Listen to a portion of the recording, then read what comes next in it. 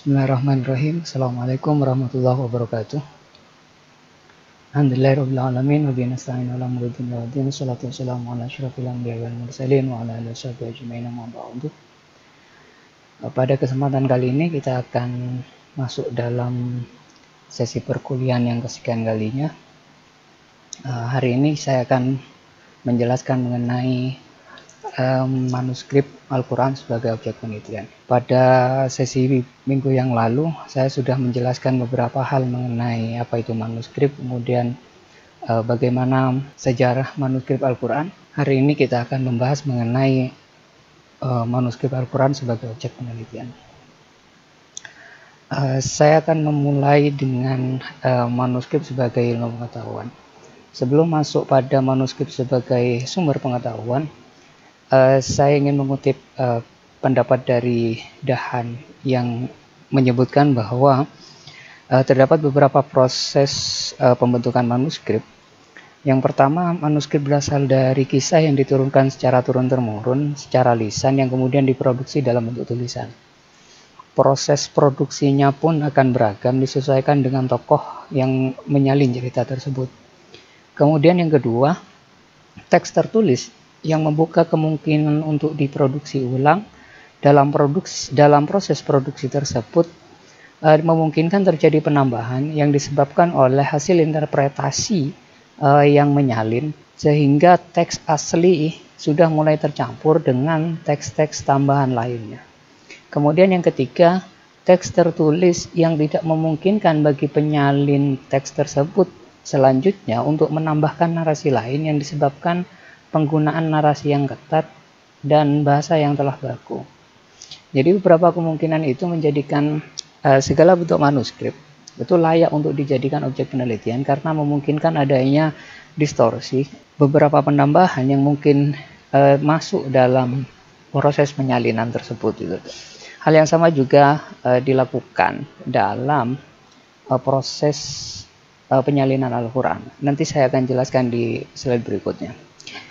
Saya mulai dengan perkembangan kebudayaan. Kenapa manuskrip itu menjadi sumber pengetahuan? Kita mulai dari bagaimana perkembangan kebudayaan dalam suatu bangsa, dalam suatu masyarakat diperoleh melalui informasi yang ditinggalkan, yang dihasilkan dari sumber-sumber otentik. Sumber-sumber ini dapat berupa peninggalan tulisan dan peninggalan tak tertulis. Artinya ada budaya lisan yang dimungkinkan berada dalam satu masyarakat yang memuat unsur-unsur pengetahuan, yang memuat unsur-unsur kebudayaan dan memuat unsur-unsur budaya masyarakat pada waktu itu.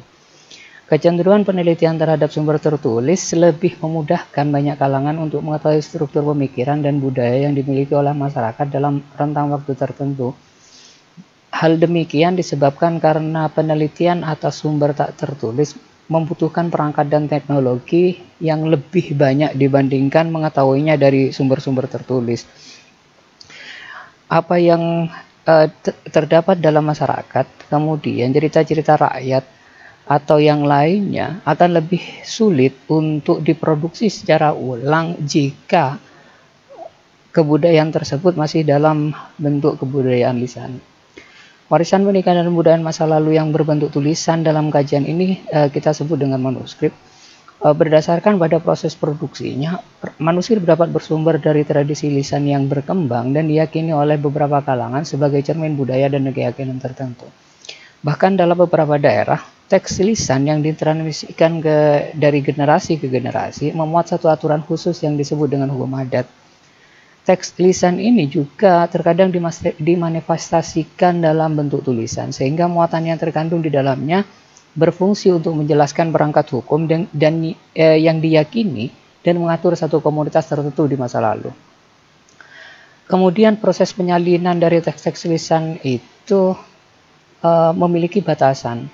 Dari tradisi lisan kemudian berubah menjadi tradisi tulisan. Ada terdapat beberapa batasan-batasan yang memungkinkan satu teks tidak bisa memuat secara keseluruhan narasi yang diinginkan oleh tradisi lisan itu. Bentuk tulisan yang kemudian diproduksi melalui budaya-budaya lisan itu memuat bentuk tulisan yang diproduksi dari budaya lisan ini kemudian memuat banyak nilai yang pastinya dijunjung oleh masyarakat ketika sang penulis itu hidup, atau bahkan tradisi-tradisi itu telah berada sebelum sang penulis menuliskan tradisi lisan tersebut. Begitu juga dengan peninggalan catatan yang ditulis oleh para sastrawan dan pujangga menjadi objek otentik, menjadi sumber otentik bagi perkembangan kebudayaan dan sastra masa lalu. Catatan ini menjadi sumber utama dalam menentukan aspek pemikiran, karena catatan-catatan itu berangkat dari satu akumulasi dari tradisi lisan, atau bahkan satu akumulasi dari praktik-praktik yang ada di masyarakat yang merupakan pengejawantahan dari nilai-nilai yang ada, yang dijunjung oleh mereka, yang tertransformasi dari masa ke masa. Jadi berasal dari nilai-nilai yang dijunjung oleh nenek moyang atau leluhur dalam satu komunitas masyarakat. Kompleksitas kandungan dari naskah-naskah masa lalu banyak dijadikan sumber rujukan di berbagai wilayah untuk menentukan kemajuan yang dicapai. Bahkan dari naskah-naskah sastra ini, kumpulan mitos-mitos dan legenda rakyat menceritakan tentang moral, politik, dan struktur masyarakat menjadi objek penulisan dalam manuskrip-manuskrip kuno. Dalam konteks kebudayaan Yunani misalnya, penemuan peradaban awal ditemukan dalam naskah Homerus dengan judul Iliad dan Oedipus itu, yang sangat terkenal dalam kajian sastra Yunani. Karya ini termasuk dalam jenis karya sastra yang memuat metodologi peradaban Yunani yang disebut dengan peradaban Pulau Kreta. Dalam konteks ini, manuskrip Al-Quran yang ditemukan pada awal misalnya, manuskrip Istanbul, dapat menunjukkan bahwa khot Hijazi atau khot-khot lain yang ditemukan di manuskrip-manuskrip awal sebagai alat penelusuran utama bagi para kalangan sejarawan terhadap bagaimana embriologi dari bahasa itu, atau bagaimana proses satu masyarakat mengenal satu tulisan. Dan ini saya singgung di minggu yang lalu mengenai sejarah tulisan Arab. Dari penelusuran ini kemudian dijumpai pengetahuan mengenai gaya penulisan yang terdapat dalam masyarakat Islam awal. Dalam konteks ini, penunjukan terhadap gaya ataupun struktur ataupun asal-muasal sebuah bahasa merupakan bagian dari potret kebudayaan, perkembangan, dan dinamika sosial serta kemajuan pemikiran masa lalu yang memiliki arti penting untuk mengidentifikasi identitas budaya, sosial, dan pemikiran suatu bangsa. Peninggalan tersebut memiliki pengaruh yang signifikan terhadap perkembangan sosial budaya pada masa-masa setelahnya, bahkan pada masa sekarang. Oleh sebab itu, pengetahuan terhadap unsur tersebut yang terkandung dalam manuskrip menjadi penting untuk diketahui. Hal ini didasarkan pada proses identifikasi melalui nilai-nilai budaya masa lalu yang telah dirintis oleh masyarakat awal suatu bangsa. Manuskrip juga menyediakan data melimpah bagi para peneliti sejarah dalam rangka menjelaskan secara detail mengenai satu peristiwa yang terjadi di masa lalu, yang menjadi tolak ukur utama dalam meletakkan posisi identitas ataupun dalam meletakkan posisi kebudayaan masyarakat yang dipegang dalam satu wilayah. Oleh sebab itu, manuskrip ini menjadi sumber sejarah yang sangat melimpah dan otentik. Meskipun dalam beberapa aspek perdebatan mengenai keabsahan informasi dalam narasi sejarah dalam beberapa manuskrip masih diperselisihkan, terutama dalam manuskrip-manuskrip kalau di Indonesia itu dikenal dengan babat, ya, itu masih diotentikkan. Meskipun demikian, akan tetapi kandungan ajaran yang terdapat dalam cerita-cerita itu layak untuk dijadikan panutan, atau layak untuk dijadikan refleksi, ataupun layak untuk dijadikan point of view dalam penelitian sejarah. Bagaimana cara memulai deskripsi sejarah, atau bagaimana cara memulai menarasikan satu pengetahuan sejarah dalam satu komunitas. Selain itu, manuskrip sebagai produk budaya tidak dilepaskan dari kondisi perkembangan bahasa saat ia dilahirkan. Penggunaan bahasa dalam sebuah tulisan dapat melambangkan tingkat konvensi masyarakat yang menunjukkan kemajuan peradaban bahasa yang dicapai. Oleh sebab itu, dalam satu kajian naskah kuno, identifikasi bahasa menjadi poin penting untuk menentukan kandungan maknanya. Bahasa dalam konteks yang lebih luas tidak hanya mencerminkan kategori-kategori sosial dalam masyarakat, tapi juga berperan secara signifikan terhadap kontribusi identitas sosial. Misalnya, saya mengutip Janet Holmes. Janet Holmes berpendapat bahwa bahasa dapat menunjukkan identitas dalam konstruksi sosial, bahkan identitas mengenai gender. Bahasa juga dapat menunjukkan nilai-nilai yang dijunjung oleh satu komunitas dalam jangka waktu tertentu. Bahkan, manuskrip disebut sebagai salah satu kekayaan budaya dalam aspek keindahan penggunaan bahasa yang terbentuk di masa lalu. Istilah-istilah yang digunakan oleh penulis naskah dalam menggunakan istilah yang indah dan mengandung nilai-nilai dan ajaran moral dapat membentuk karakter masyarakat dalam satu bangsa. Hal ini menjadi poin penting bahwa manuskrip juga bisa menggambarkan atau membentuk satu masyarakat baru di masa setelah manuskrip itu ada, bahkan di masa sekarang. Atas dasar ini kemudian manuskrip dapat dianggap sebagai warisan sejarah yang harus dilestarikan. Tidak hanya dilestarikan dalam wujud zatnya, tapi dilestarikan dalam memaknai kandungan-kandungan yang terdapat di dalam manuskrip tersebut. Sehingga untuk memahami kandungan-kandungan itu maka diperlukan satu pemikiran, satu konsepsi atau satu pandangan yang menganggap bahwa manuskrip itu tidak lagi sebagai satu benda yang dianggap sakral, tapi dianggap sebagai satu objek penelitian yang mengandung sumber sejarah otentik dan mengandung sumber etika moral. Kita masuk dalam kajian manuskrip Al-Quran.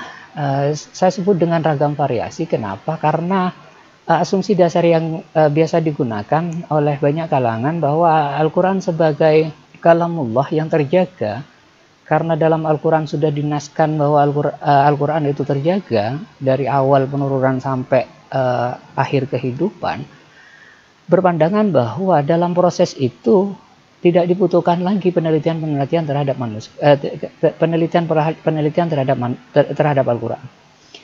Memang benar, di satu sisi ketika Al-Quran dipandang sebagai kalamullah yang terjaga, maka penelitian terhadap esensi Al-Quran atau otentisitas Al-Quran itu tidak perlu dilakukan, karena bagaimanapun juga Al-Quran itu diturunkan secara tawatur.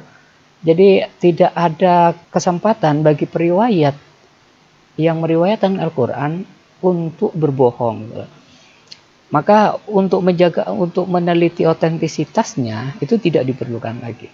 Tapi jika kaitannya dengan tulisan, kaitannya dengan manuskrip, maka problem itu bisa sangat berpotensi untuk muncul. Transformasi dari budaya lisan menjadi tulisan menjadikan persoalan yang berkaitan dengan salinan Al-Quran pasca kodifikasi menjadi perhatian utama kalangan sejarawan Barat. Al-Quran yang bertransformasi dari budaya lisan menjadi budaya tulis, kemudian bertransformasi dari budaya tulis menjadi kodifikasi, dan dari kodifikasi kemudian menjadi naskah yang disalin, menjadi pintu masuk di kalangan sarjanawan untuk menjadikannya sebagai salah satu objek penelitian, paling tidak dalam wilayah filologis. Jadi ketika meletakkan manuskrip Al-Quran sebagai objek penelitian, maka kita harus memposisikan bahwa salinan-salinan tersebut yang dilakukan oleh manusia memiliki potensi kesalahan. Tidak dalam wilayah penelitian terhadap manuskrip Al-Quran itu untuk menggugat otentisitas atau bahkan untuk memperdebatkan susunan teks atau bahkan memperdebatkan apakah satu riwayat dari ayat ini diperdebatkan atau tidak. Nah, untuk menjadikan manuskrip Al-Quran ini sebagai objek penelitian, saya menggunakan Eldon F. Eldon F itu memberikan stratifikasi, memberikan satu proses peralihan dari teks menuju dari tradisi lisan menuju tradisi tulis. Pertama adanya predecessor text form. Jadi sumber lisan maupun tulisan yang digunakan oleh penulis. Jadi ini teks naskah asli yang kita kaitkan dengan Al-Quran, maka teks ini berada pada masa Nabi. Jadi Nabi sebagai seseorang yang otoritatif dalam melafadzkan Al-Quran dan memerintahkan sahabat untuk menuliskan Al-Quran, tulisan itu kemudian diverifikasi langsung oleh Nabi dan ditentukan apakah tulisan ini benar atau tidak. Jadi itu disebut dengan predecessor text form. Kemudian tahapan kedua terjadi orthographic text form, yakni salinan dari teks sumber asli, di mana sahabat melakukan penyalinan terhadap naskah-naskah sahabat lain atau bahkan naskah-naskah yang ia temukan kemudian disalin ulang. Kemudian tahap ketiga ada authoritative text form, yakni teks yang telah memperoleh kesepakatan dalam satu wilayah kawasan geografis. Sahabat memiliki kesepakatan tentang satu bacaan misalnya. Kemudian teks itu ditulis dalam satu variasi dalam satu kelompok. Kalau kita misalnya dikiaskan ada beberapa perbedaan,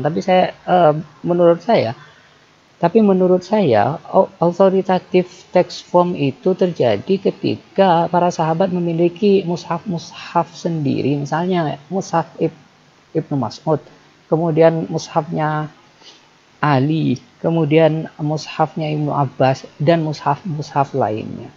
Kemudian setelah itu ada canonical text form. Canonical text form itu saya kiaskan dengan apa yang terjadi di masanya Utsman yang menjadikan satu teks dalam bahasanya Arabun jadi korpus tertutup. Utsman berijtihad untuk membuat atau mengkodifikasi Al-Quran dalam satu qiraah, yakni qiraah Quraisy. Kemudian yang kelima ada interpretative text form. Interpretative text form ini tidak dimaksudkan dalam wilayah penafsiran teks, penafsiran yang kita kenal dalam kajian tafsir, tapi ada proses penyalinan dari teks yang sudah terkodifikasi menjadi teks-teks ganda yang lain. Momen ini juga terjadi, bisa terjadi ketika Utsman memerintahkan para sahabat untuk melakukan penyalinan Al-Quran. Di dalam interpretative text form ini akan memiliki potensi mengalami beragam variasi dari segi penulisan yang disebabkan dengan kebutuhan atau kekuatan sang penyalin. Ada beberapa aspek yang bisa kita tinjau ketika melihat interpretative text form ini. Misalnya kemungkinan penyalinan yang keliru untuk menjelaskan atau menuliskan vokal panjang dalam satu lafadz. Sebagaimana kita tahu, vokal panjang itu biasanya digunakan tanda alif, kalau tidak alif waw atau ya. Ada beberapa proses penyalinan yang berbeda yang bisa kita lihat di manuskrip Istanbul atau manuskrip Topkapi. Ada yang menulis dengan qalah, dengan alif, atau menulis dengan qalah tanpa menggunakan alif. Kemudian adanya kekeliruan dalam penyalinan yang disebabkan oleh ada penambahan huruf, misalnya da'a yang dalam teks aslinya tidak ada alif lamnya, kemudian ditulis dengan ad-da'a. Kemudian ada kesalahan peletakan, ada kesalahan penulisan disebabkan oleh kata yang mirip. Misalnya ghairuh kemudian ditulis dengan ghabruh. Ada kemiripan antara ya dengan ba misalnya begitu. Kemudian adanya hiplografi. Hiplografi itu pembuangan dua kata yang berurutan. Misalnya tabironi itu ditulis dengan taroni. Ba-nya hilang. Itu terdapat di beberapa manuskrip, terutama di manuskrip Topkapi itu terdapat beberapa kesalahan dalam penyalinan. Kemudian ada kekeliruan diakritik. Kekeliruan diakritik itu kekeliruan yang disebabkan hilangnya satu tanda yang melabelkan pada satu huruf. Misalnya kof. Kof itu dibedakan dengan fa itu melalui dua tanda titik.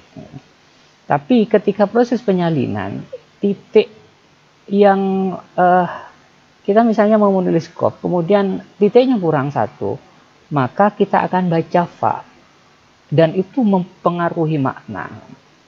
Dan itu terdapat dalam beberapa manuskrip.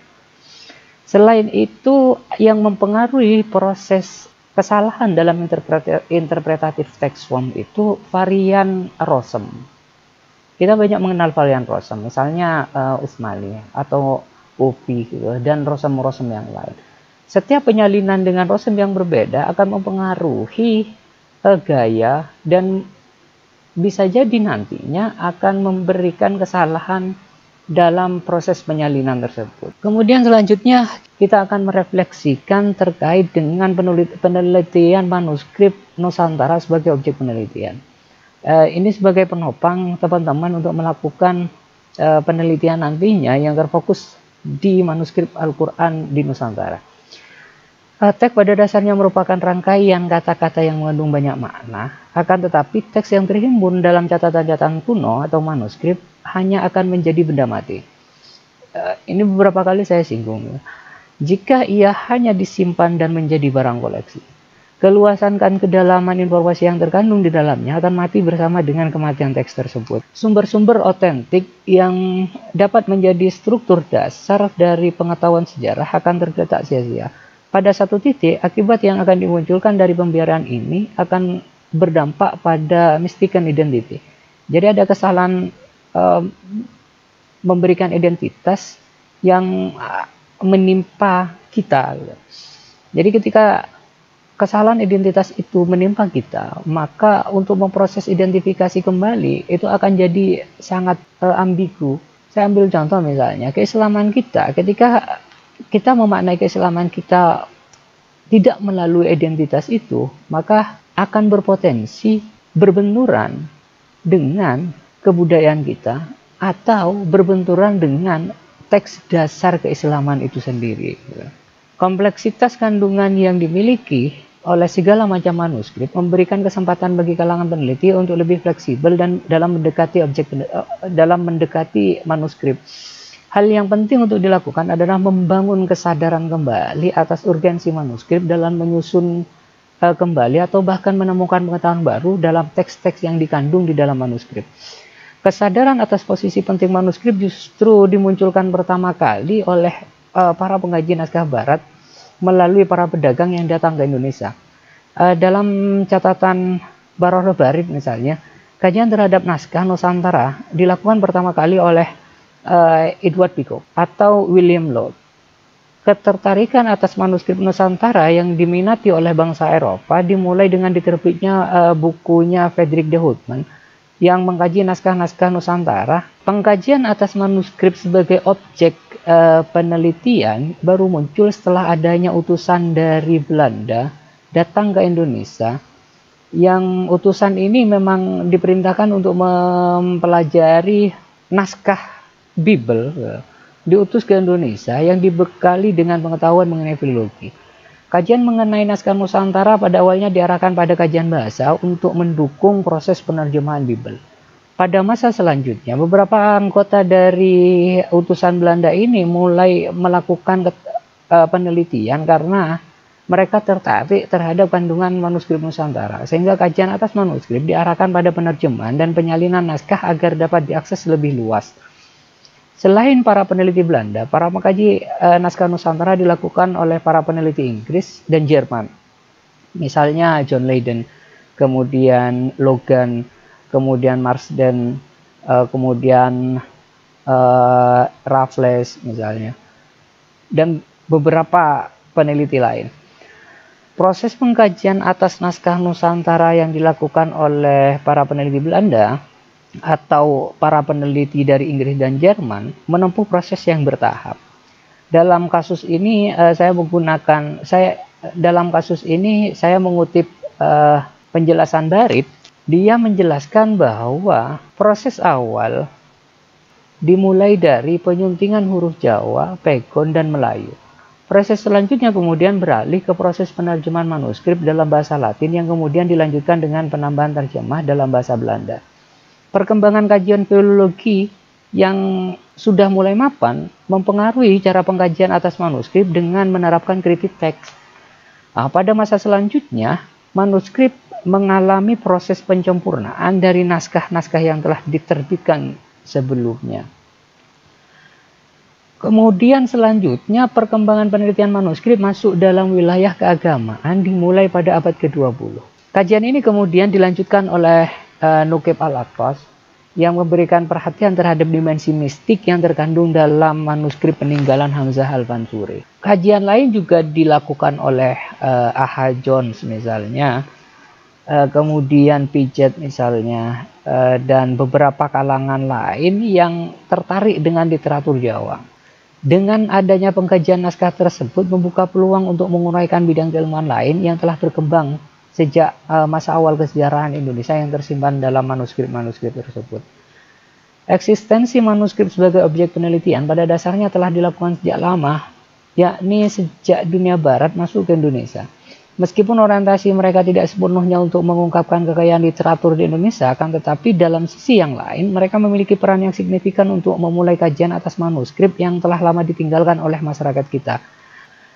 Hal yang disampaikan oleh Baroroh, yang menyebutkan bahwa sumbangsih para ilmuwan barat dalam mempopulerkan manuskrip sebagai objek kekayaan keilmuan, itu dapat menjadikan kita sadar kembali bahwa manuskrip-manuskrip yang ada yang ditinggalkan oleh para leluhur kita itu sangat berguna untuk mendalami apa yang mereka ketahui atau nilai-nilai apa yang mereka pegang yang kemudian bisa kita aplikasikan pada kegiatan kita masa ini. Atau jika ini dikaitkan dengan manuskrip Al-Quran, maka kita bisa paling tidak untuk memberikan narasi penjelas bagaimana para ulama-ulama terdahulu memberikan penjelasan terhadap Al-Quran, bagaimana mereka melakukan proses pemahaman terhadap orang yang tidak mengerti bahasa Arab, kemudian dijelaskan Al-Quran yang berbahasa Arab. Dan banyak kita temui beberapa tulisan-tulisan manuskrip Al-Quran yang ditulis dengan tangan itu banyak tersimpan dan lebih dianggap sebagai barang pustaka. Oleh sebab itu, dalam kaitan dengan mata kuliah ini, teman-teman harus membuka ruang selebar-lebarnya untuk menjadikan manuskrip itu sebagai ruang penelitian terhadap kandungan yang terdapat dalam beberapa manuskrip yang berkaitan dengan Al-Quran dan tafsir. Terutama dalam bidang tafsir, kita harus benar-benar memahami bagaimana para ulama kita terdahulu memberikan pemahaman terhadap ayat Al-Quran menggunakan tafsir-tafsir sehingga Al-Quran dengan leluasa, Al-Quran dengan gampang bisa diterima oleh masyarakat Indonesia. Saya kira demikian untuk perkuliahan sesi ini. Kita akan lanjutkan pada perkuliahan berikutnya. Saya akhiri, wallahu a'lam bishawab. Assalamualaikum warahmatullahi wabarakatuh.